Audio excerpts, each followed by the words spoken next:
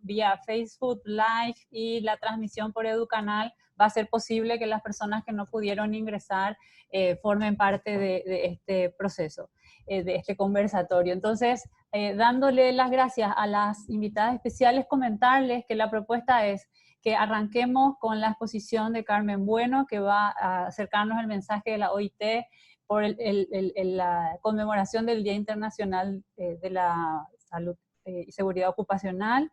Posteriormente, la doctora Olga Ortiz del Ministerio del Trabajo va a comentarnos cuáles son los criterios y las orientaciones que el Ministerio está compartiendo con las empresas y las organizaciones varias según su sector productivo, los cuidados que se deben tener, sobre todo de los riesgos biológicos, y finalmente las reflexiones de la doctora Elisa Anzoleaga de la Universidad Diego Portales de Chile, que también es miembro de la Red Iberoamericana de Psicología de las Organizaciones y del Trabajo, y desde esos dos lugares tiene mucho que aportar sobre la importancia de visibilizar los aspectos psicosociales que se constituyen en riesgos específicos, además de los riesgos biológicos. Bueno, enhorabuena, arranquemos atendiendo el tiempo breve que tiene Carmen y vamos a escuchar brevemente a nuestra coordinadora del Grupo de Salud Mental y Educación, que es el grupo que está organizando este espacio, que somos profesionales investigadoras que giramos alrededor de programas de CONACYT y nos hemos constituido como un grupo voluntario de apoyo para atender los temas de contingencia de la epidemia. Así es que te cedo el micrófono, Alex. Bueno, bienvenida a todos, todas. Estoy muy contenta de que podamos organizar este conversatorio tan importante para asegurar hoy en día más que nunca de mantener la seguridad y la salud en nuestros puestos de trabajo. En Paraguay, hoy justamente, este Día Mundial cae en la semana previa al inicio de nuestra cuarentena inteligente, que es como vamos a ir gradualmente y pensadamente, científicamente, levantando las restricciones de la cuarentena. Entonces es imperativo que podamos hacer esta gestión de riesgos laborales, tanto a nivel biológico, de no infectarnos con COVID, de psicosociales, de poder mantener nuestra salud mental, de poder compartir y poder tener comportamientos sociales que ayuden a que podamos frenar esta pandemia, que es un poco el objetivo que tiene este Comité de Salud Mental y Educación frente al COVID-19, que es una iniciativa del Comité Científico de CONACYT, de investigadores, que surge de ahí y luego se une con profesionales, voluntarios y voluntarios, de manera a que las acciones sean coordinadas para preservar la salud mental y sean basadas en evidencia científica. Entonces, es ahí donde estamos generando una serie de webinars, conversatorios, atención a distancia, difusión de protocolos de atención, todo desde diversas áreas de promoción de la salud mental para poder llegar a toda la población en general. Entonces, estoy contentísima de que esto suceda en un momento tan crucial para el Paraguay y espero que aprendamos mucho y podamos aplicarlo en breve. Muchas gracias. Ok, gracias Alex. Entonces ya le damos la palabra directamente a Carmen. Carmen, si querés compartir pantalla, puedes hacerlo. Ok, perfecto. Bueno, pues buenas tardes a todos y permítanme en primer lugar felicitarles por la iniciativa de haber organizado este conversatorio y sobre todo el detalle de poder haberlo hecho el día 29 de abril y no el 28, puesto que, como ya le comenté a los organizadores, yo el 28 estaría atendiendo la mesa virtual que también se organizó desde la OIT para toda América Latina y que también utilizamos esta tecnología y nos pasó algo parecido, también se nos acabaron los cupos y tuvimos que seguir transmitiendo a través de Facebook Live. Efectivamente, con ocasión de este 28 de abril y como todos los años, la OIT lanza una campaña a nivel global, a nivel mundial, una campaña temática que cada año la dedicamos a un tema distinto y que les confieso que llevábamos 6 meses trabajando en otro tema. De hecho, si ustedes acuden a nuestra página web, van a poder ver estos materiales, el informe que yo les voy a presentar, pero también el informe en el que estuvimos trabajando durante los últimos 6 meses y que iba a ser la temática de este año, que era la violencia y el acoso en el mundo del trabajo como consecuencia de la reciente aprobación en junio del año pasado del convenio 190 y la recomendación que lo acompaña, que precisamente tratan sobre estas temáticas. Sin embargo, bueno, pues el contexto y la coyuntura nos sorprendió a todos y decidimos cambiar la temática y creíamos que era absolutamente necesario ser oportunos y tener en cuenta todo lo que estaba sucediendo en el mundo para sacar un informe y una campaña orientada a esta pandemia y de qué manera podemos luchar contra ella con los instrumentos que ya tenemos en materia de seguridad y salud ocupacional. Apenas ha transcurrido, creo que un mes y medio, desde que la OMS, la Organización Mundial de la Salud, declarara el COVID-19 como pandemia, pero los impactos en el mundo del trabajo, como todos hemos podido asistir, son más que visibles. Además del subempleo y el desempleo, también hay impactos en los salarios, por supuesto en el acceso a los sistemas de protección social y también en las condiciones de trabajo, particularmente en lo que se refiere a la salud de los trabajadores. Y cuando hay un impacto en la salud de los trabajadores, también necesariamente lo va a haber en la sostenibilidad de las empresas.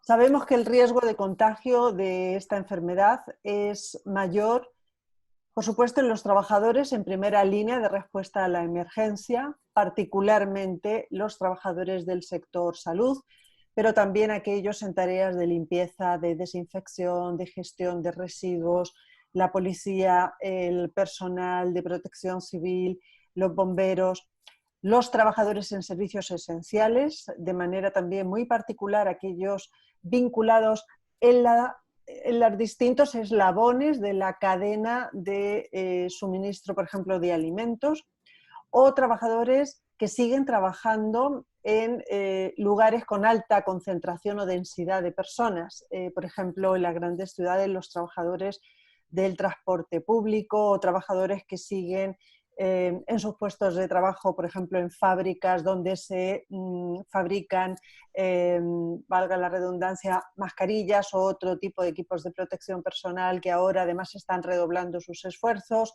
o trabajadores en call centers dando atención telefónica también a muchas personas.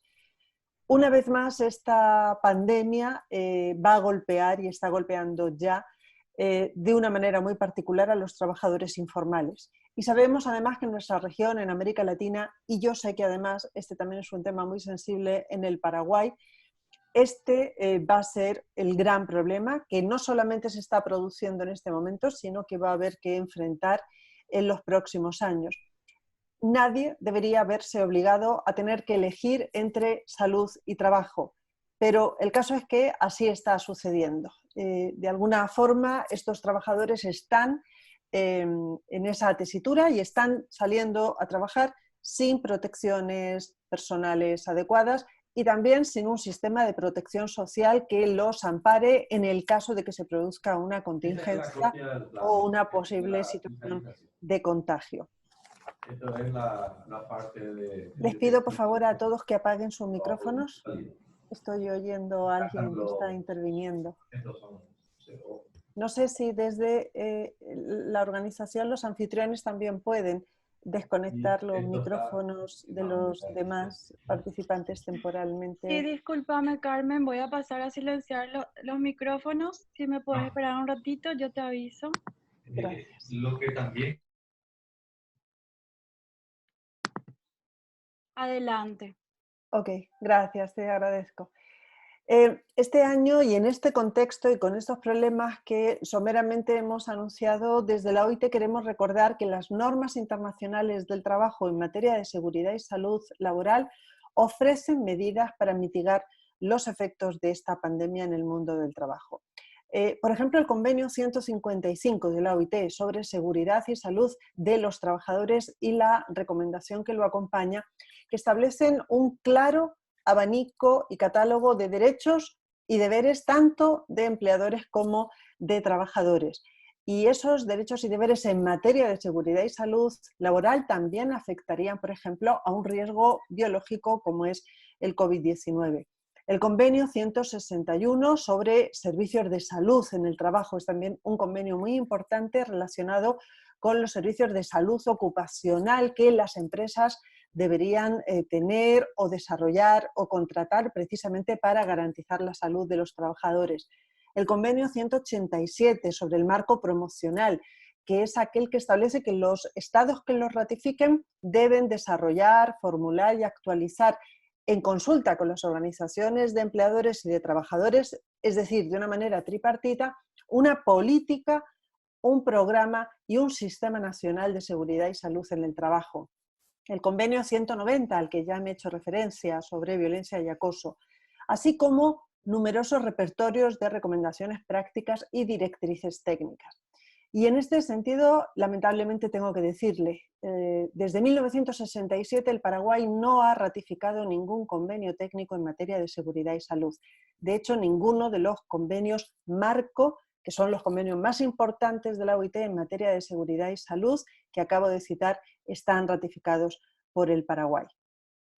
Precisamente basándonos en una de estas directrices técnicas, en las directrices del año 2001 de la OIT, que también fueron adoptadas tripartitamente y que regulan los sistemas de gestión de seguridad y salud en el trabajo, recientemente hemos desarrollado esa lista de comprobación sobre prevención y mitigación del COVID-19 en el lugar de trabajo, que espero que puedan ver en la pantalla, y de todas formas yo después les puedo compartir el link donde está disponible para que la utilicen, para que la adapten, para que la lleven a sus centros de trabajo. Esta lista de comprobación está basada en esas directrices de OIT sobre sistemas de gestión, porque creemos, y no nos cansaremos de repetirlo, que este riesgo biológico hay que integrarlo en los sistemas de gestión de seguridad y salud que ya tienen las empresas. No es ningún, es decir, no, su gestión no debe ser distinta al de cualquier otro riesgo que se identifica y que se evalúa en los centros de trabajo. Por lo tanto, en primer lugar, será necesario identificarlo y evaluarlo correctamente para cada puesto, para cada tarea o para cada actividad. Sabemos que la evaluación de riesgo es la relación entre la probabilidad de que el riesgo se materialice, y esa probabilidad no va a ser idéntica para todos los trabajadores, ni para todas las tareas, ni para todos los sectores, multiplicado por la gravedad de las consecuencias. Y ahí sí que sabemos que la gravedad de contraer este virus es muy importante. Una vez que se produce esa evaluación de riesgo, entonces, y solo entonces, habrá que decidir qué medidas de prevención y control se adoptan. Y esas medidas de prevención y control también deberán ser adaptadas a cada sector y a las características específicas de cada puesto de trabajo. Y esas medidas deben garantizar un orden de jerarquía. Y ese orden de jerarquía supone que no hay que empezar por la protección personal, que como ven ocupa el 7º lugar en ese orden. La primera medida debe ser disminuir la interacción física entre las personas. Por ejemplo, utilizando, como están haciendo muchas empresas, la modalidad de teletrabajo o trabajo a distancia.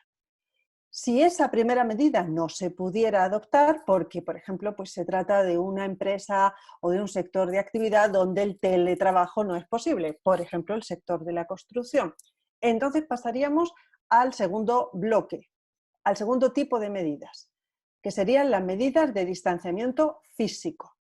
Por ejemplo, establecer en las fábricas mamparas de separación entre los trabajadores o reorganizar el layout, es decir, la distribución de los puestos de trabajo dentro del centro de trabajo para garantizar ese distanciamiento físico de al menos 2 metros. O establecer, por ejemplo, turnos o horarios de entrada y salida escalonadas precisamente para evitar aglomeración de trabajadores que impide este distanciamiento físico. En tercer lugar, habrá que prestar también especial atención a la ventilación de los lugares de trabajo, a la limpieza y desinfección periódica.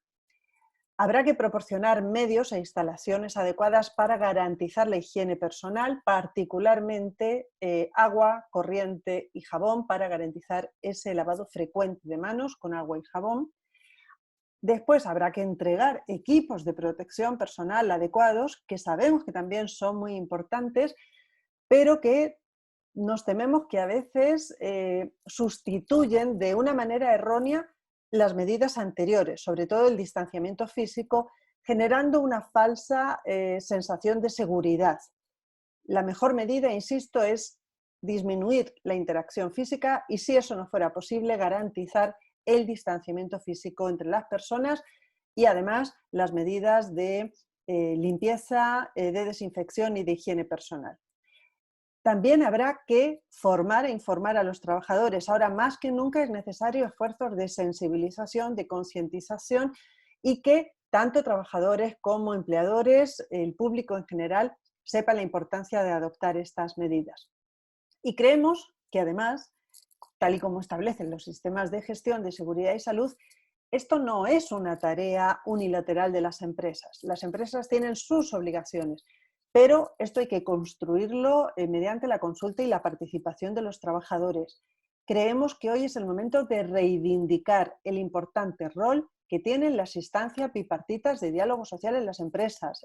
Creo recordar, corríjanme si me equivoco, que en Paraguay son las CIPAs, las Comisiones de Investigación y Prevención de Accidentes, que están conformadas bipartitamente por representantes de la empresa y representantes de los trabajadores.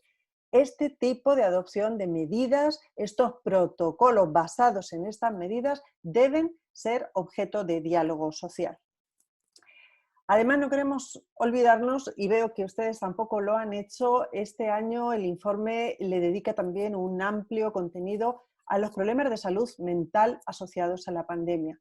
Y es que creo que no voy a decir nada novedoso si reflexionamos sobre los temas de salud mental. Seguramente la salud mental de todos, y cuando digo todos hablo del mundo en general, en todos los países, va a haber un antes y un después a esta pandemia.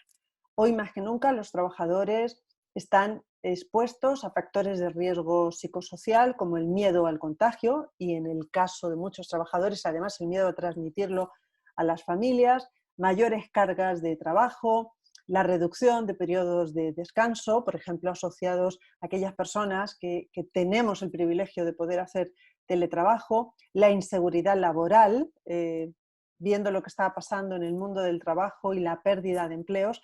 La inseguridad laboral también es un factor estresante, el aislamiento, que es un aislamiento físico, pero que no tiene que ser un aislamiento social.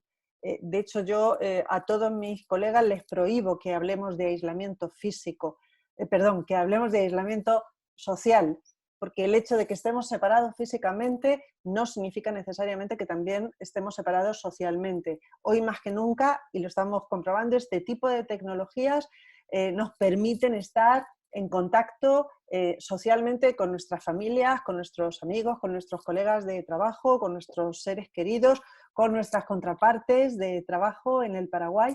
Así que aislamiento físico, pero no social.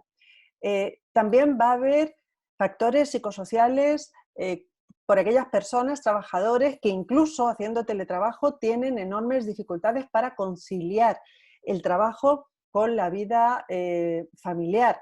Y también esto afecta a los trabajadores en servicios esenciales, al personal de salud, puesto que, como todos sabemos, y en el Paraguay además he escuchado en las noticias recientes, las instituciones educativas están cerradas, los niños están en las casas y es necesario conciliar estos dos factores.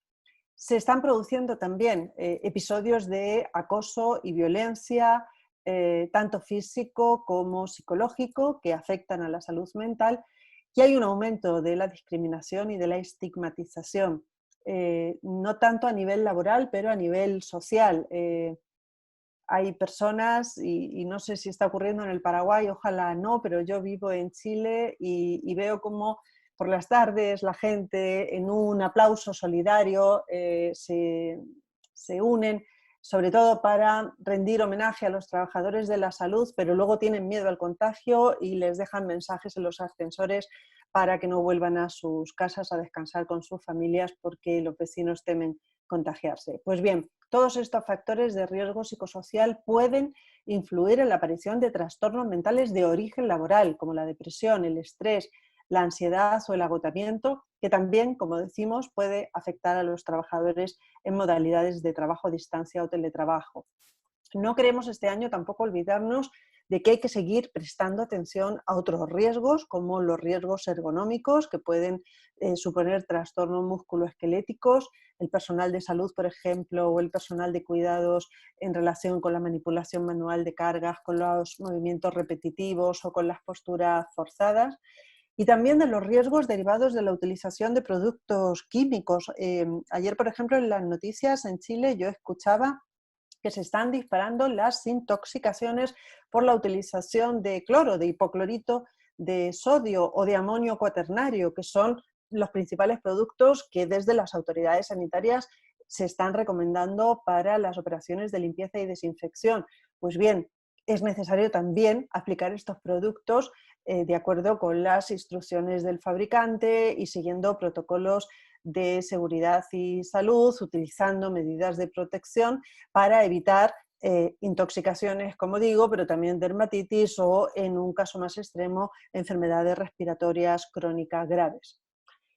Los desafíos que plantea esta pandemia, y que son muchos, y además ya la OMS nos ha dicho que esta pandemia está lejos de terminar, solo podrán superarse mediante una respuesta global, una respuesta que contemple sobre todo el diálogo social.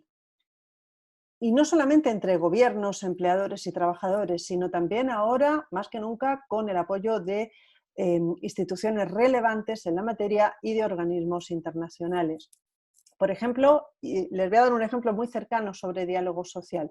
Desde el Ministerio de Trabajo, Empleo y Seguridad Social, y ahora Olga nos lo puede corroborar, se ha solicitado el apoyo de la OIT para la elaboración de protocolos de prevención laboral frente al COVID-19, protocolos sectoriales, para ir regresando a la normalidad y a ir reactivando las empresas, pero garantizando la salud y la seguridad de los trabajadores.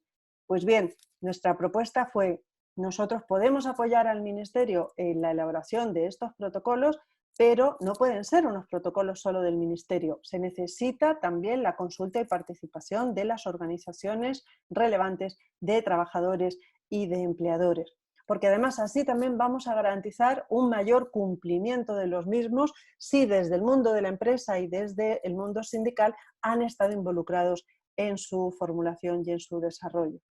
Por lo tanto, garantizar la seguridad y la salud va a ser indispensable, y no solo para el manejo de la pandemia, sino sobre todo para reanudar las actividades a medida que se vaya produciendo el desconfinamiento, siempre de acuerdo con los criterios de las autoridades sanitarias, para precisamente evitar nuevos brotes.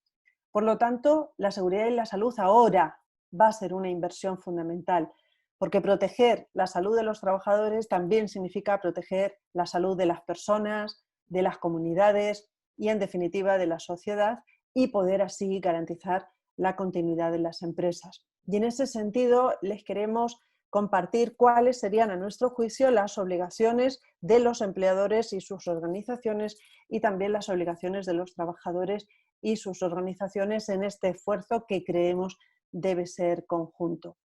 Les he puesto ahí el link desde el cual pueden descargarse este informe. Yo ahora, si me habilitan también el anfitrión, el chat, voy a subir el link de esa lista de comprobación que hemos desarrollado y en la cual también creemos que nos vamos a basar en gran medida para el desarrollo de protocolos sectoriales para Paraguay. Y permítanme, por favor, terminar diciendo que, aunque desde OIT también nos sumamos a ese aplauso espontáneo que se está produciendo en todas las ciudades del mundo para reconocer el trabajo no solo del personal de la salud, sino también de todas esas personas que siguen trabajando para que otros podamos estar cuidando nuestra salud y la de los demás en nuestra casa, además de ese aplauso, nosotros también creemos que esas personas se merecen mucho más que un aplauso. Se merecen condiciones de trabajo más justas, más seguras, más saludables y, en definitiva, más decentes.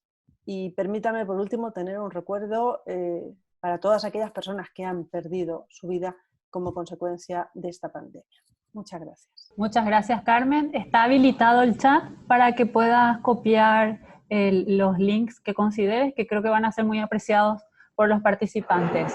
Bueno, coincidimos, gracias, Carmen. Coincidimos plenamente con el enfoque que plantea Carmen en relación a que, de hecho, ya estamos a nivel nacional en un proceso incipiente, quizá en algunas áreas, pero decidido y continuo, de desarrollar los sistemas de salud y seguridad en las empresas, en las organizaciones públicas también. El hito fundacional que nos ayuda a pensar los riesgos desde un enfoque global ha sido la promulgación de la ley 5.804 de diciembre del 2017, que lista explícitamente la variedad de riesgos laborales que hay que atender, y entre ellos los biológicos, los ergonómicos y los psicosociales están presentes, por supuesto. Así es que entendemos que este es el lado de oportunidad que trae la crisis con esta experiencia tan dura que tenemos que afrontar, entender que la gestión de los riesgos laborales es una función inherente a cualquier proceso productivo y que es una obligación de los empleadores velar por el desarrollo de los sistemas y de los trabajadores y trabajadoras, hacer que generar la demanda para que eso también se desarrolle. Así es que enhorabuena, Carmen, por tu exposición y por todos los esfuerzos que la OIT está haciendo para instalar estos temas en las diferentes agendas de los países. Muchas gracias. Bueno, entonces ahora le daremos la palabra a la directora de Seguridad y Salud Ocupacional del Ministerio del Trabajo, la querida Olga Ortiz, que como bien saben ustedes es una luchadora incansable por desarrollar e implementar estos temas en nuestras organizaciones. Así es que lo que le pedimos en particular es que ella oriente a todos los participantes en qué está planteando el Ministerio en relación a los criterios de actuación en los diferentes sectores, los cuidados que hay que tener y demás. Así es que tenésle el micrófono, Olga. Hola, muy buenas tardes. Muchas gracias por la invitación y siempre estamos aquí trabajando para la prevención de los riesgos que tienen nuestros trabajadores. Bueno, yo les comento que nosotros desde el primer caso que tuvimos en Paraguay, pasando unas horitas más o menos, yo como directora de Salud y Seguridad Ocupacional ya he sido convocada conjuntamente con mi par del Ministerio de Salud como para elaborar guías y protocolos de cómo vamos a actuar dentro de las actividades laborales. Tal es así que se ha elaborado el Ministerio de Salud Pública. Dentro del Código Sanitario establece medidas preventivas que también están establecidos dentro de lo que son nuestro Código del Trabajo y también nuestra reglamentación, la 14.390. Y en base a eso fuimos elaborando esta guía general y en algunos casos para las actividades que teníamos dentro de esa cuarentena tuvimos 12 actividades exceptuadas permitidas para la actividad laboral, en donde el Ministerio de Salud Pública y Bienestar Social ha elaborado la guía y hemos consensuado en forma permanente, tal es así que sacamos esas guías y también tuvimos en la primera semana más de 300 denuncias por incumplimiento de lo que establecían las medidas sanitarias, que también están establecidos dentro de lo que es nuestra reglamentación, como por ejemplo las medidas de información, de higienización de las manos, porque estaban permitidos algunos sectores, como por ejemplo las que proveen alimentos. Entonces los trabajadores hemos establecido una línea directa para que los trabajadores estén en forma permanente haciendo sus consultas y sus denuncias. Entonces, esa primera semana, un día, el tercer día más o menos, recibimos 300 denuncias.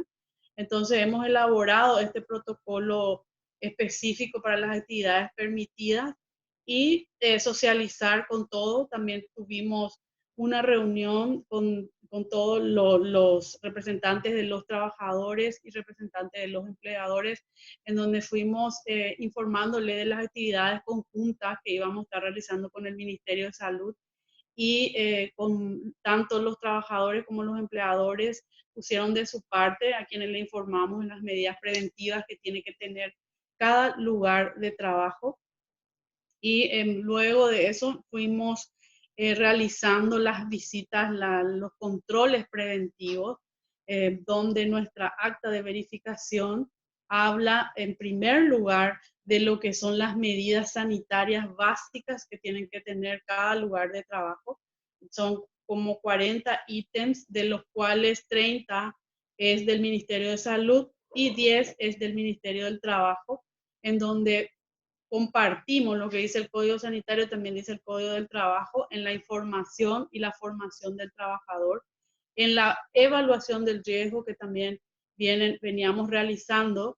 Nosotros tenemos en Paraguay registrado 900 técnicos en salud y seguridad ocupacional.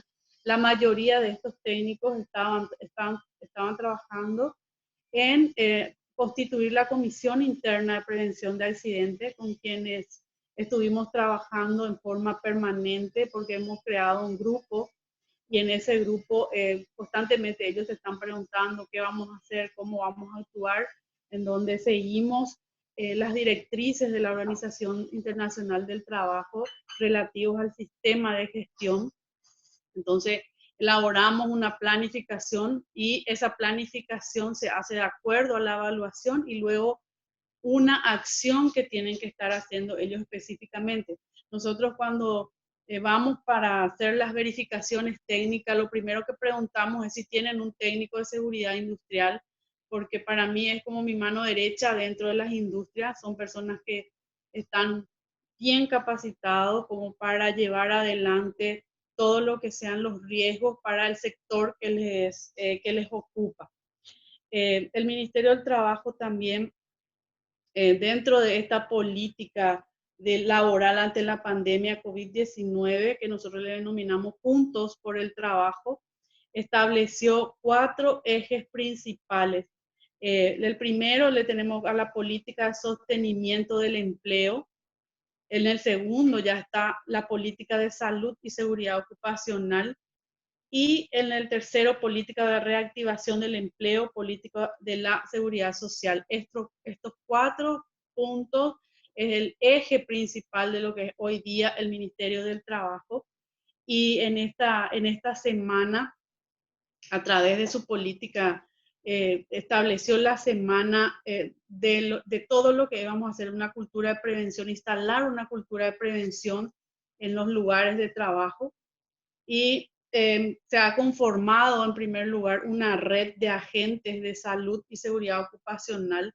Estos agentes son designados por la patronal, porque nosotros tenemos 65.000 empresas registradas, 900 técnicos registrados, y nosotros necesitamos tener una línea directa con los empleadores y con los trabajadores dentro de las empresas. Entonces formamos esta red de agentes en donde estamos en forma permanente compartiendo con ellos lo que va dictando el Ministerio de Salud, así como también los protocolos que estamos realizando, así como también lo que establece, les compartimos lo que va publicando la Organización Internacional del Trabajo y la OMS.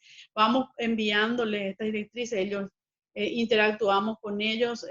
Hoy día de esos 65.000 se han registrado 1.800 técnicos, o sea, agentes designados por la patronal con quienes estamos interactuando. Entonces, lo que buscamos con esta red es que ellos tengan la información de primera fuente, le vamos pasando. Ellos serían como los asistentes de los técnicos de salud y seguridad en el trabajo. Si hay empresas que sí ya tienen los técnicos de seguridad, con ellos también estamos interactuando. Si tienen un técnico o si tienen un técnico tercerizado, porque también se puede tener un técnico tercerizado, van a estar siendo asesorados y guiados por los técnicos, los agentes de seguridad, y por supuesto que eso no exime de que la empresa tenga que tener los técnicos, tenga que formar la Comisión Interna de Prevención de Accidentes. Eso está establecido dentro del decreto 14.390, en donde Cada empresa debe constituir su comisión y como muy bien dijo Carmen Bueno, que como siempre le agradezco que siempre nos está apoyando en todo esto. Bueno, estos técnicos elaboran la evaluación del riesgo y van realizando de acuerdo a la medida del riesgo que se va presentando. Tal es así que en esta pandemia el control que estábamos haciendo lo hacíamos desde donde vamos a ingresar al recinto laboral. ¿Qué vamos a controlar? Le controlamos desde el personal, desde el guardia de seguridad que tiene el riesgo, y al ingresar en las empresas también vamos mirando las medidas sanitarias, las publicaciones que va sacando el Ministerio de Salud Pública y Bienestar Social. También lanzamos un curso específico de salud y seguridad ocupacional con enfoque COVID. Este curso es un curso básico de 80 horas que vamos a estar capacitando a los agentes de salud y seguridad en el trabajo, porque acá en Paraguay sabemos que las capacitaciones presenciales no lo podemos realizar, entonces nos estamos también reconvirtiendo, como dice la ministra, nos estamos preparando para dar cursos virtuales a todos en general, pero esto va a ser un curso cerrado para los agentes, para que ellos vayan entendiendo, vayan sensibilizando en lo que es salud y seguridad en el trabajo. Lanzamos también instalamos el ABC del modo coronavirus de trabajar, que con esto se busca establecer 5 puntos principales que trabajadores y empleadores deben aplicar en sus ambientes laborales de manera a evitar la propagación del virus. Esto es en coordinación con el Ministerio de Salud, lo que el Ministerio de Salud publicó, entonces nosotros lo tomamos. Y en el último punto hemos agregado también las directrices que nos establece la Organización Internacional del Trabajo.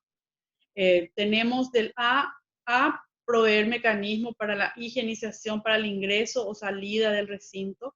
B, exigir el uso obligatorio del tapaboca, controlar el distanciamiento físico, verificar la temperatura corporal de quienes asisten al lugar de trabajo, planificar las acciones teniendo en cuenta, esto es lo que Carmen también nos estuvo diciendo, que también nosotros adoptamos acá, que es el teletrabajo, los horarios rotativos, las vacaciones, los reposos médicos y por último evaluar los riesgos.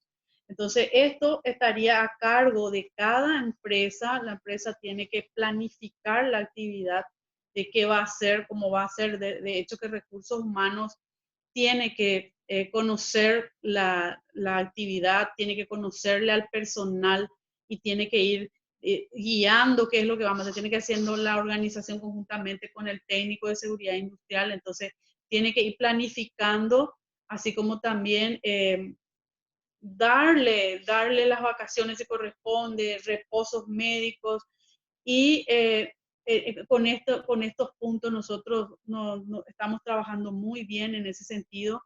Muy pocos son los trabajadores que van teniendo quejas específicamente con relación a estos puntos.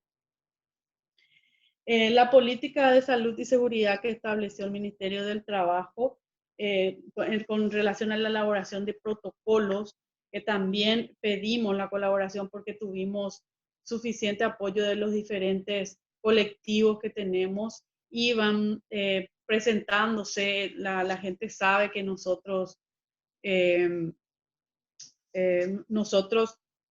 tenemos muchos déficits dentro de lo que es el ministerio, no tenemos suficiente personales como para estar controlando en todos los ambientes laborales, tales así que conformamos también un grupo de gente que estamos trabajando en forma permanente, tanto con los técnicos del Ministerio de Salud, así como también con la Fiscalía General del Estado, ¿verdad? En forma conjunta estamos haciendo los controles, nos dividimos y se distribuyó no solamente a nivel central, sino a nivel en el interior, en todos lados estábamos haciendo los controles aleatorios con la Fiscalía como para comprobar esto. Elaboración de protocolos que también solicitamos a la Organización Internacional el apoyo de esto para ir elaborando e implementando en nuestro país. de acuerdo a las actividades que se vayan permitiendo. Inspecciones, tenemos fiscalizadores en los 17 departamentos del país, 80 verificaciones técnicas a diario, y lo que se verifica son los locales, los trabajadores, y también la policía, la fiscalía nos están ayudando en esto a los clientes, ¿verdad? Y eso se conforma en todo lo que es la política de salud y seguridad que estableció el Ministerio del Trabajo y que presentó en el día de ayer, en el Día Mundial de la Salud y Seguridad en el Trabajo.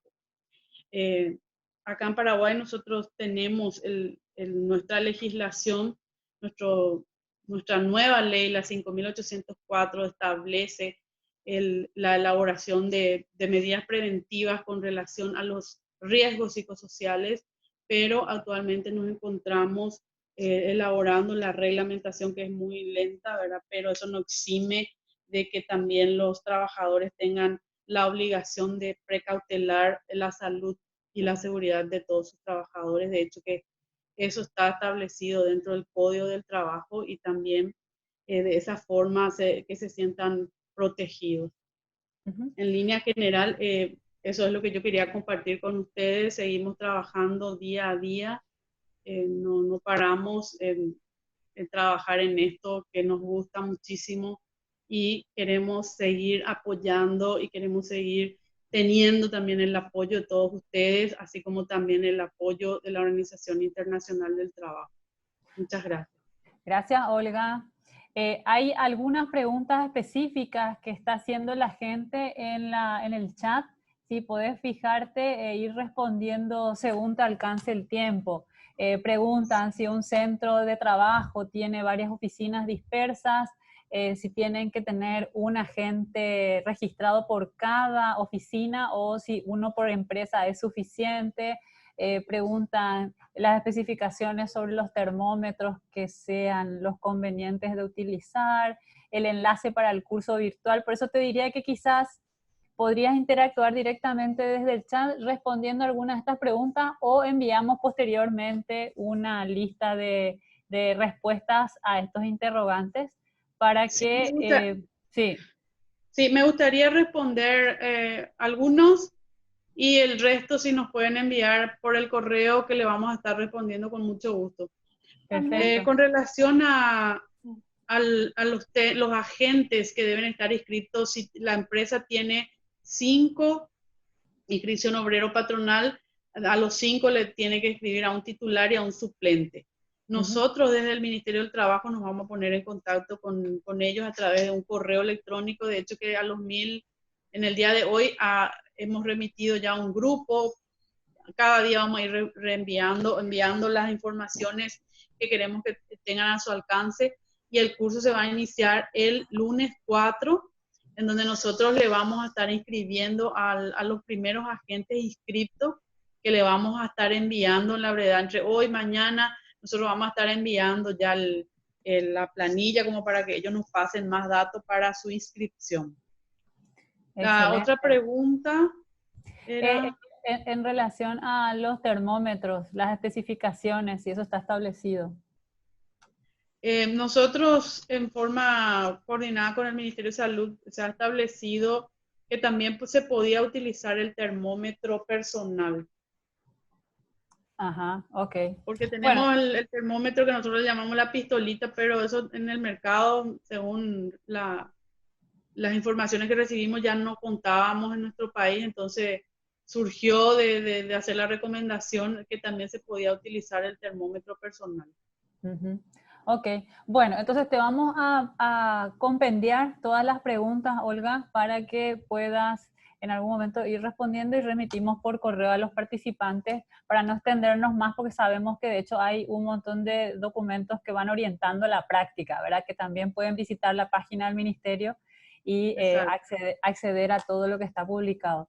Te agradezco muchísimo, Olga. Congratulaciones por todo el trabajo que están haciendo, el esfuerzo personal e institucional que se está poniendo en marcha.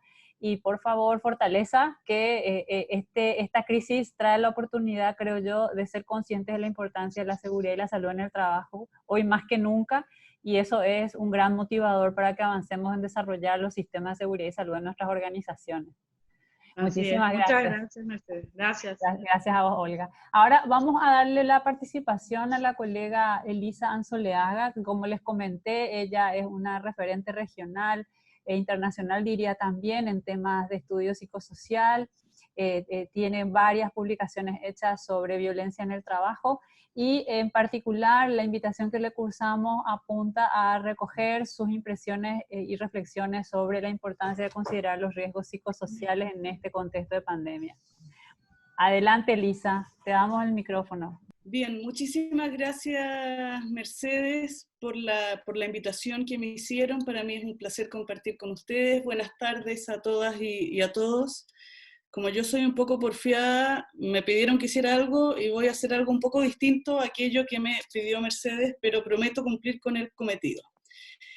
Lo que quiero hacer en estos 15 minutos que tengo por delante, máximo, es compartir con ustedes algunos elementos sobre la protección de la salud psicológica de los trabajadores, y en particular de un tipo de trabajadores que son los trabajadores de la salud. Es importante señalar que, aun cuando son un grupo muy particular, hay un conjunto de otras tareas de cuidado de servicios que son muy similares y para quienes podría ser pertinente esto. Entonces, voy a estar hablando de un recorte muy particular, de unos efectos muy particulares, pero en el fondo la idea es que podamos ir haciendo generalizaciones en torno a esto. Aquí hay un par de frases, ya hay papers publicados sobre lo que está pasando, y un médico en Wuhan dice, si nosotros nos permitimos estar nerviosos, ¿qué pasará con la gente? Y en la India otro médico dice, todos los miembros de mi equipo están ansiosos, pero estamos entrenados para combatirlo y lo haremos. ¿Ya? Esa es la parada, esa es la disposición desde la cual se está trabajando. Un telón de fondo que hay es el colapso del sistema sanitario. Y cuando digo el colapso del sistema sanitario, ya sea porque en algunas partes está colapsado y ese colapso es real, o porque existe la amenaza o el temor de que se llegue a ese estado de colapso sanitario. Para efectos de la salud mental, el resultado es el mismo. Para efectos de la salud mental, tanto de la población general y de los trabajadores en general, como también en el caso de los trabajadores sanitarios, pues los pone frente a la pregunta de plantearse si acaso abandonar o no el puesto de trabajo, lo que, si ocurriera masivamente, traería unas consecuencias muy malas para la población. Algunas cifras importantes de estudios en pandemias virales: 1 de cada 2 trabajadores sanitarios con trastornos ansiosos, 4 de 10 con depresión, 1/3 con estrés agudo, etc. ¿Ya? Y los estudios los datos que se han levantado ahora, de alguna manera muestran que esto es bastante transversal y está ocurriendo desde una sintomatología menor como, no sé, afectación del estado del ánimo pero menor, problemas del sueño, trastorno de la alimentación, etc., hasta un problema, una patología mental que puede ser grave. Nosotros hemos planteado desde el programa de estudios psicosociales del trabajo que hemos hecho una propuesta de intervención para trabajadores sanitarios, que si lo que interesa es proteger la salud mental de los trabajadores, y en este caso de los trabajadores sanitarios, no podemos dejar de reconocer estas 8 cuestiones esenciales. Primero, ciertas características del trabajo en salud, la naturaleza emocionalmente desgastante del trabajo en salud, y eso en la perspectiva de que esa naturaleza emocionalmente desgastante del trabajo en salud se acopla con las demandas emocionales del trabajo, que son un riesgo psicosocial que hoy día está omnipresente y que es uno de los factores que está causando más problemas de salud mental. El trabajo emocional, el sufrimiento ético derivado del trabajo en estas condiciones, la ansiedad que produce trabajar bajo condiciones subóptimas, y esto es en personal de salud como cualquiera de todas las ocupaciones que Carmen Bueno bien describió, que no pueden parar de trabajar. Cómo en el contexto sanitario se ponen en juego un conjunto de estrategias de defensa frente a este temor, a esta amenaza, a esta angustia, de defensas individuales y colectivas, en un marco cultural muy particular, es decir, un trabajo donde tiene un alto componente vocacional, pero al mismo tiempo hay una cultura sacrificial.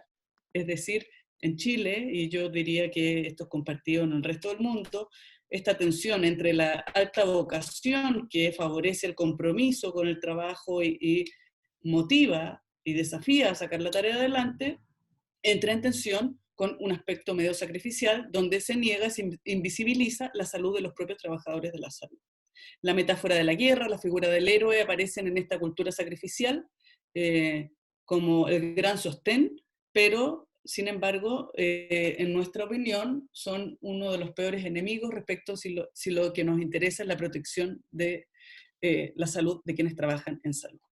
La dinámica del reconocimiento y la visibilización de la salud de los trabajadores de la salud y la perspectiva de género. ¿Ya? Sabemos que el trabajo en salud es un trabajo altamente feminizado. Bueno, no voy a hablar de estas 8 cosas, quiero dejarlas planteadas como un escenario contextual importante, pero sí voy a ir haciendo algunas puntualizaciones en 2 o 3 de ellas que me parecen importantes. El trabajo en salud es un contexto muy particular. Además de la carga física y la carga mental, supone una importante carga psíquica. Como todo trabajo en servicios, es la misma persona la que produce el servicio y donde el resultado o la calidad de ese servicio supone no solo unas capacidades técnicas o profesionales, sino también desplegar aspectos psicosociales, afectivos y relacionales. ¿Se entiende?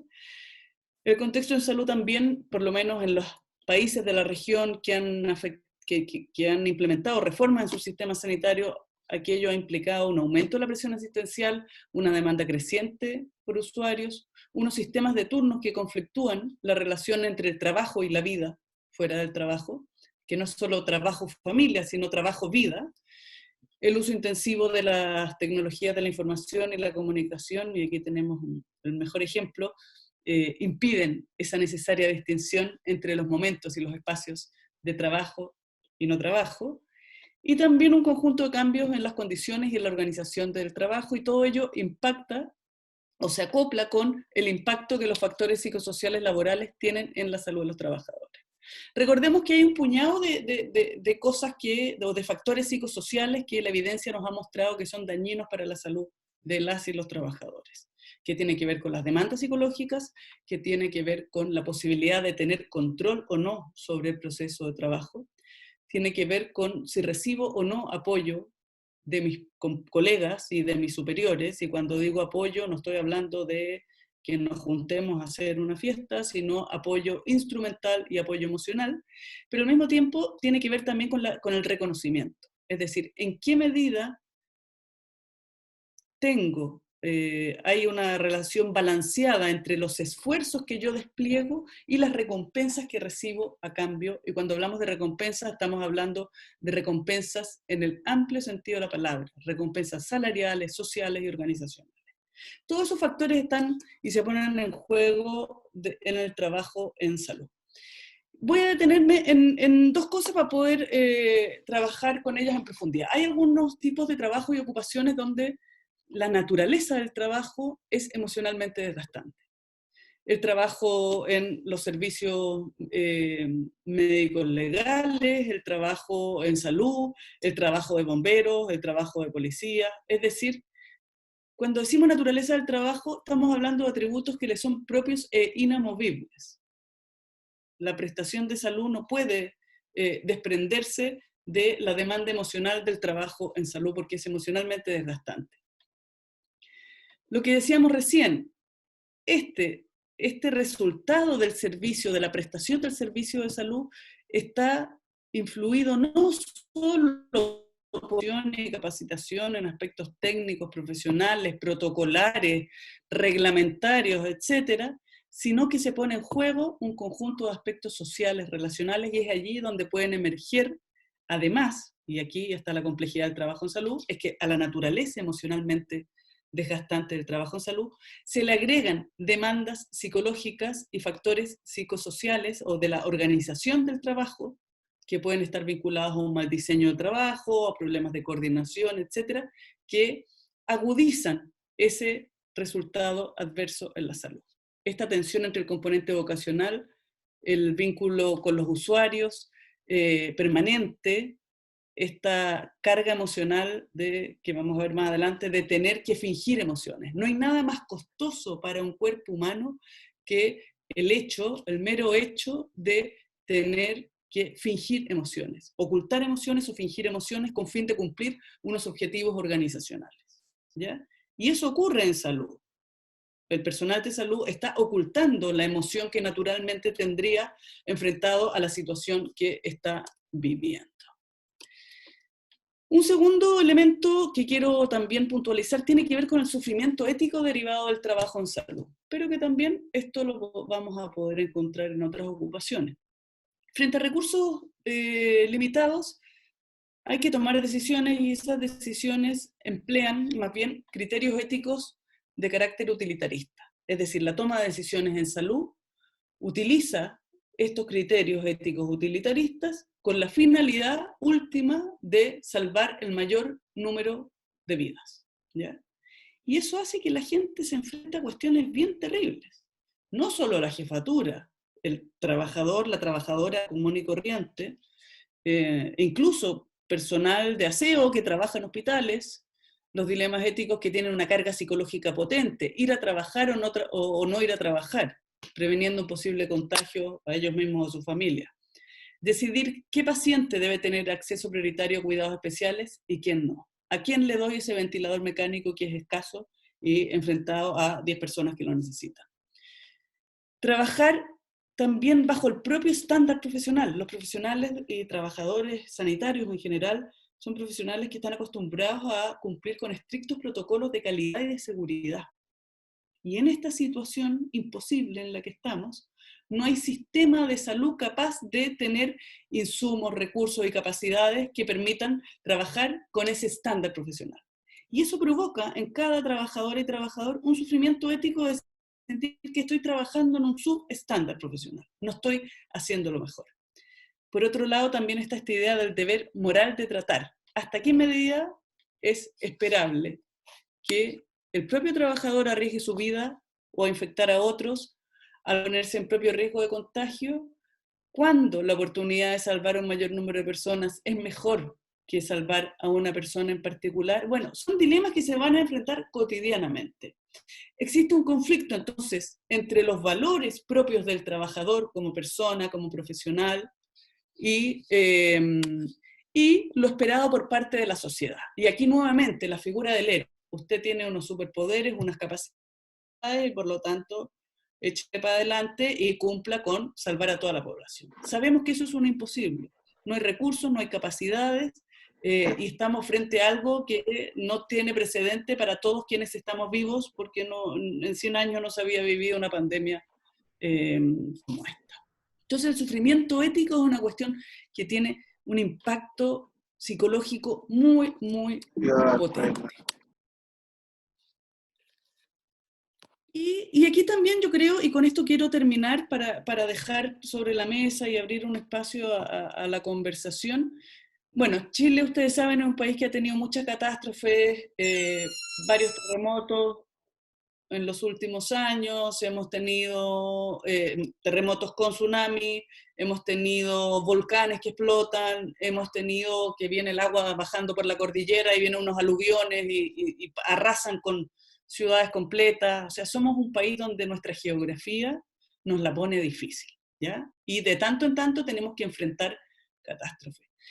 Y muy, muy rápidamente nosotros hicimos en un programa de apoyo psicosocial a trabajadores de la salud en situación post-catástrofe, hicimos unos programas de apoyo e hicimos una sistematización y levantamiento de lo que habíamos encontrado.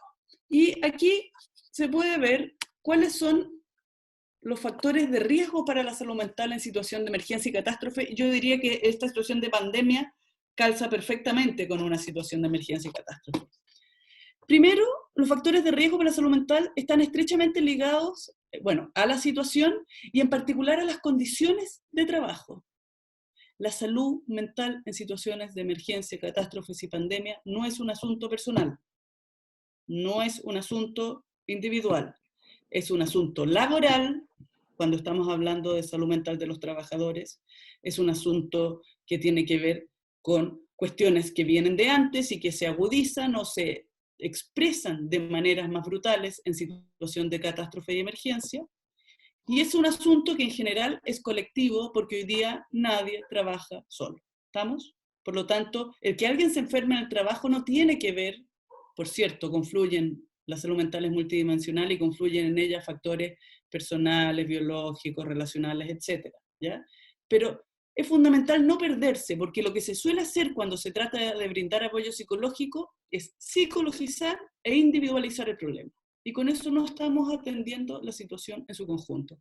Hay que mirar las condiciones de trabajo, la coordinación dentro de los equipos. Ayer tuvimos una reunión con el Ministerio de Salud, hay una mesa de cuidado del personal sanitario, y uno de los temas que ven con mayor gravedad es esto que ya se constata en cualquier situación de emergencia, los problemas de coordinación, los problemas interpersonales derivados de la tensión de enfrentar situaciones límites. Aquí aparece la angustia de muerte, angustia de contagio propio, angustia de contagio de los otros, angustia de trabajar en unas condiciones subóptimas. La falta de reconocimiento y de cuidado a quienes cuidan a otros. Las instituciones no reconocen y no cuidan a sus trabajadores.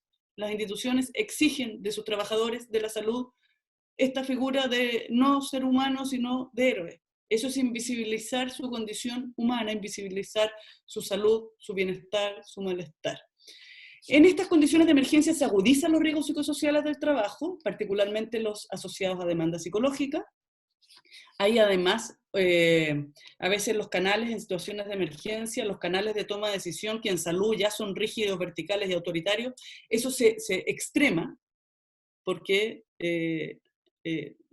se rigidizan algunos protocolos, entonces falta autonomía para tomar decisiones, sobrecarga de trabajo, esta tensión permanente entre si me salgo del protocolo podría salvar la vida, pero al mismo tiempo estoy arriesgando que vengan a mí porque estoy incumpliendo una regla, en fin, tensiones y dilemas éticos y de las competencias profesionales. Desorganización, precariedad, insuficiencia de espacio, falta de insumos, inestabilidad laboral y falta de reconocimiento institucional y de jefatura. Los grandes esfuerzos entonces que despliegan los trabajadores de la salud para sostener la atención, el servicio, en condiciones que sabemos que son imposibles, provoca sentimientos de desgaste profesional, desmotivación y de pérdida de interés por las tareas que están realizando. Se agrega a ello la comunicación, problemas propios del trabajo, falta de información sobre qué hacer, cómo enfrentar. Todo el mundo se pone a dar recomendaciones y a dar instrucciones, no, lo que usted tiene que hacer es A, B o J. Hay que enfrentar usuarios difíciles y no respetuosos. El tema de la violencia emerge, porque en una situación de pánico, de angustia, de terror en la que estamos todos, la violencia se expresa también ahí. Ocurren fallas en el liderazgo de jefatura y liderazgo institucional y problemas estructurales del diseño del trabajo previo en salud. Pero para terminar con algo que nos permita ver un horizonte, hay también factores protectores, y especialmente en aquellos que trabajan en salud, la vocación y servicio público, el inmenso sentido y significado que se le otorga al trabajo, a la labor, a este cuidado de otros, de la población, de sus comunidades. En los lugares más comunidades más pequeñas se ve como hay un vínculo con lo local, conocen a sus comunidades, los trabajadores de la salud, quieren aportar a ellos. Esto de pertenecer a un equipo, de ser parte de un compromiso que es colectivo. Por eso insisto, los factores psicosociales, los resultados de salud mental no son un asunto individual, son colectivos, son laborales. También ellos nos decían que el poder poner en juego, y en extremo, en una situación límite, estas competencias humanas que tienen para actuar, ¿ya? Así que bueno, lo dejo por ahí y cualquier cosa, ahí abajo está mi correo electrónico por si alguien quiere en el futuro tomar algún contacto. Muchísimas gracias. Gracias a vos, Elisa. Y una cuestión que no surgió en el chat, pero quizás la gente está pensando, al hablar de esta perspectiva social del estrés, el estrés colectivo que estamos viviendo, probablemente afecta de manera diferenciada a hombres y mujeres. Y querría una breve reflexión tuya sobre la importancia de hacer el análisis de riesgo desde esta perspectiva integradora, pero diferenciadora también, en el sentido de cómo cuando una organización decide organizar el trabajo en el formato de teletrabajo, debe considerar que probablemente la mujer de la trabajadora va a tener más responsabilidades habitualmente que el varón trabajador por los mandatos sociales de cuidado y de ocuparnos de la tarea doméstica. Entonces creo que esa es una perspectiva interesante y quisiera que complementaras la reflexión. Perfecto, muchas gracias Mercedes, porque creo que es un punto súper, súper relevante. Hoy día, y me atrevería, no sé qué está pasando en Paraguay, pero en Chile, a pesar de que se tramitó una legislación express de teletrabajo, en este contexto, yo me atrevería a decir que ninguno de los que estamos acá estamos haciendo teletrabajo. Estamos trabajando a distancia, con las condiciones que tenemos, con lo que podemos, pero yo no sé cuántos de ustedes, de las 100 personas que estamos en este grupo y de los que están conectados vía Facebook, han firmado un contrato donde sus condiciones de trabajo reconozcan la condición de teletrabajo y tenga acuerdos específicos respecto de, bueno, cuáles son los límites, todo lo que tiene un contrato de trabajo. Por lo tanto, eso es lo primero que hay que decir, porque el teletrabajo o el trabajo a distancia o virtual tiene un conjunto de características que aquí no se están considerando y es natural porque es lo que tenemos y tenemos que seguir trabajando y sostener. Y hago esa introducción porque no es lo mismo el teletrabajo o el trabajo a distancia en estas circunstancias para hombres y para mujeres. No es lo mismo en un contexto donde las mujeres siguen manteniendo a su haber la triple carga, el trabajo doméstico, el trabajo de cuidado y el trabajo productivo, y por lo tanto la intensificación del trabajo y la carga global de trabajo tiene unos efectos enormes en la salud mental, ¿ya? La verdad es que yo creo que estamos aquí en una situación súper compleja, muy límite, donde tampoco resulta fácil, porque hay que hacer una mirada más interseccional, decir, bueno, ¿qué hacer para conciliar mejor? No, estamos en un imposible, y no es lo mismo ser mujer y hacer teletrabajo o estar en condición de trabajo virtual en una mujer que tiene recursos y tiene una buena conexión a internet, que tiene su computador personal que funciona muy bien, que una mujer que vive en una situación de precariedad. No es lo mismo trabajar a distancia en alguien que vive en 40 metros cuadrados y está confinado en cuarentena, que alguien que vive en 100 metros cuadrados y tiene más espacio. Por lo tanto, creo que es fundamental tu pregunta. Lo que ha hecho esta situación, y en eso a lo mejor quienes hemos trabajado desde perspectiva de género debiéramos agradecerle al coronavirus, es develar y mostrar algo en lo que hemos venido insistiendo, que, o sea, el trabajo está atravesado por desigualdades sociales y de género, y que hoy día quedan en una evidencia porque lo estamos encarnando muchísimas mujeres. Tal cual. Coincidimos, Elisa. Y una pregunta de la doctora Laura Flores, es si el estrés postraumático causado por la pandemia o por los contextos laborales en los que se debe seguir produciendo, ¿se está considerando como una enfermedad profesional en Chile?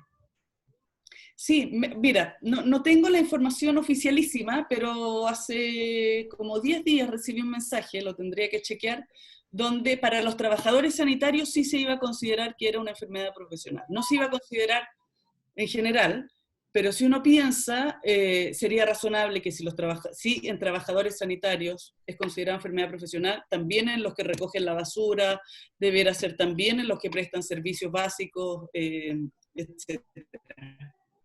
Pero sí, ahí hubo una pelea política. Bueno, Chile es raro, Chile tiene un sistema de salud, separa la salud pública de la privada, separa la salud común de la salud ocupacional, entonces tiene unas complejidades, se parece mucho al sistema colombiano, pero ambos, el chileno y el colombiano, son unos bichos rarísimos.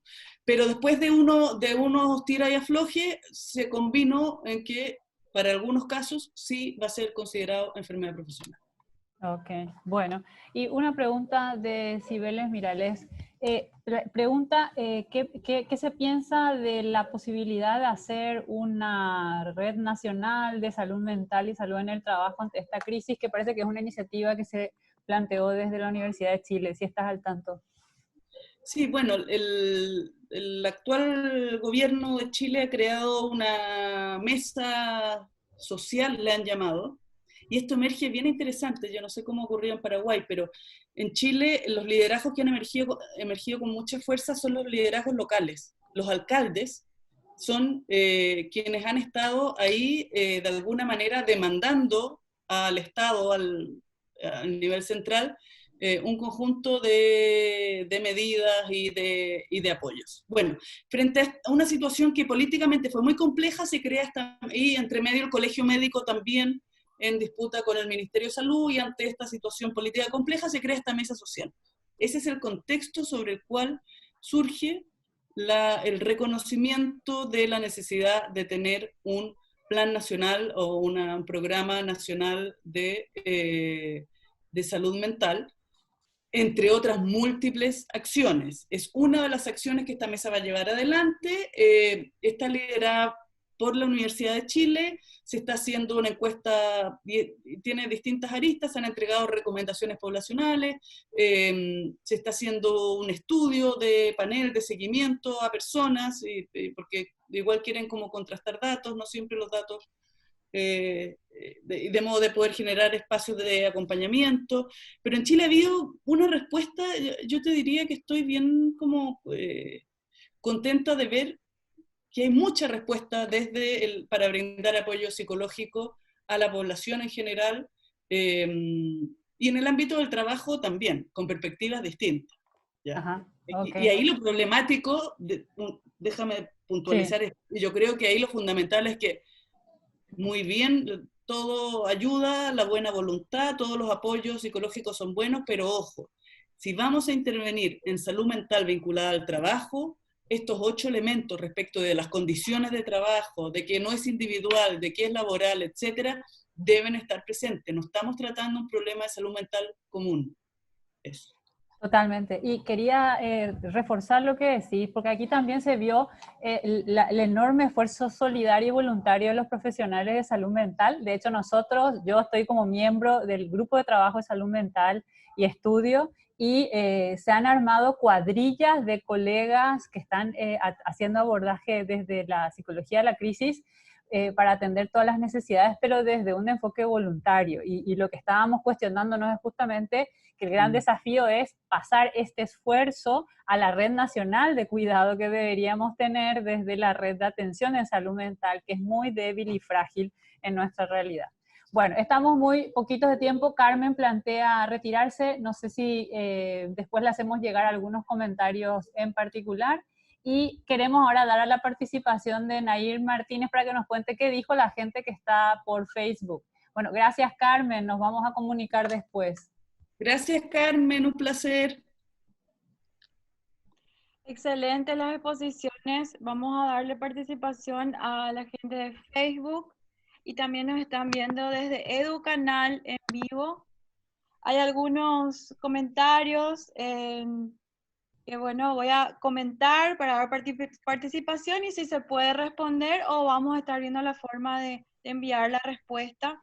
Gerardo Melgarejo comenta: si podría responder la doctora si el artículo 15 de la 1409 sigue siendo eligencia para las empresas, o durante la pandemia no está elegido por el ministerio, así como la constitución del Departamento de Salud Ocupacional en las empresas.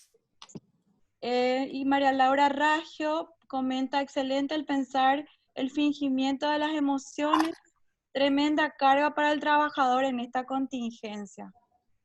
¿Hay algunas otras preguntas, Nair? Sí, también en EduCanal están en vivo y también pueden chatear. Les agradecemos la participación a todos los que están siguiéndonos en las otras redes sociales. Más que nada acá comentan que les parece excelente la conferencia. Y bueno, les parece, un punto relevante, un punto súper relevante, el método de trabajo a distancia, cómo impactan los trabajadores, comenta Ana Maldonado. Yo creo que estamos nosotros en nuestro límite de tiempo. Habíamos planteado que tentativamente la conferencia iba a durar 1h20, 1h30 y estamos sobre ese límite de tiempo. Para no exagerar, sabemos que todos estamos con varias actividades en simultáneo. Quizás como redondeo, como decimos en Paraguay, el esfuerzo que estamos haciendo como Grupo de Salud Mental y Estudio es generar espacios como este para entender y comprender lo que nos pasa y actuar en consecuencia. Asumimos un enfoque de salud mental como de adaptación activa a la realidad, y para esta adaptación activa necesitamos comprender dónde estamos parados, qué nos requiere nuestro presente inmediato, pero también qué futuro queremos construir. Y creo que en las 3 exposiciones hemos visto que la oportunidad que trae esta pandemia es poner en el tapete la importancia de la seguridad y la salud en el trabajo, no solo desde la lógica de los riesgos biológicos de contagio que trae el COVID-19, sino también de una gestión adecuada de todos los riesgos psicosociales. Por lo tanto, les diría que lo deseable es que todos los que estamos interesados en estos temas nos volvamos estudiosos del contexto y que tengamos esta mirada social que nos plantea la OIT, que nos plantea Elisa, que entendamos las restricciones con las que operan nuestras instituciones y que generemos una demanda social que ayude a acelerar los procesos de instalación de los sistemas de seguridad de salud en el trabajo, con un enfoque de estudio y análisis diferenciado de cómo nos impacta esto a hombres y mujeres, a niños, a jóvenes, a poblaciones vulnerables y demás. Entonces, Nair, yo diría que intentaremos responder las preguntas que quedaron sin ser atendidas a través ya del correo electrónico que tenemos habilitado y de lo que la gente registró como datos. Y les diría que cerremos aquí, congratulándonos por el interés que ha generado este espacio.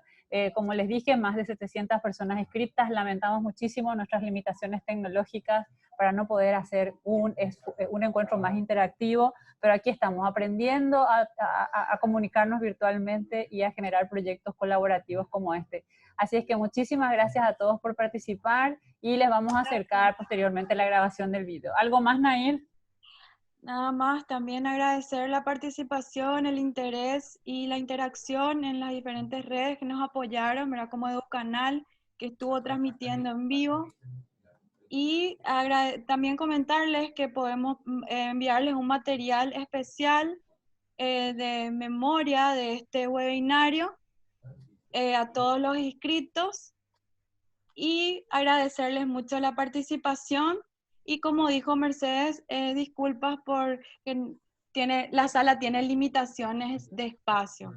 Y bueno, nos despedimos entonces con esta promesa que hace Nair de que vamos a enviar algún resumencito y las presentaciones. Y a todos los colegas extranjeros, muchísimas gracias por haberse sumado a esta reflexión colectiva en la que estamos sumergidos en este momento en Paraguay. Muchísimas gracias y hasta pronto.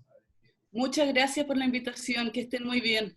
Gracias, Elisa, hasta pronto. Un abrazo. Gracias, gracias. Olga, ¿estás por ahí? Muchas gracias. Sí, gracias a quienes permitieron la producción del evento. Gracias, gracias. Sí, todo un equipo detrás. Sí, no es fácil esto, así que hay mucho trabajo. Así es, tal cual, tal cual. Bueno, que Adiós. estén muy bien. Adiós. Gracias, gracias. Un abrazo grande. Bueno, nos despedimos entonces, Nair.